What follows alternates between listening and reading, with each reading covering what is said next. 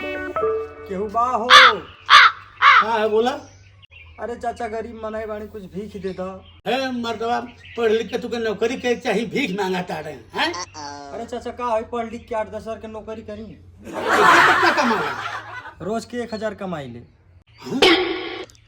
रोज के 1,000 महीना के 30,000।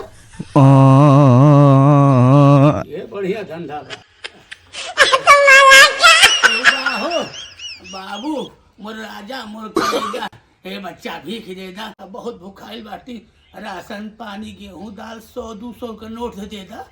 हाँ अल्लाह बच्चा भगवान एकदम गदाइल रखे, एकदम गच रहा हमेशा खुश रह जा। सुनबा हाँ का चाचा इतना बड़ घर हो के अब पढ़ लिख के भीख मांगा तोड़ा। हे मर्दवा तू अनपढ़ होके 30,000 महीना कमा सकेला तो हम पढ़ल लिखल होके 1 लाख महीना कमा ले। आइल बाटे हमके समझावे।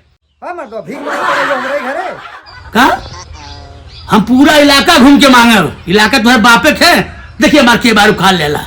हाँ दे दो।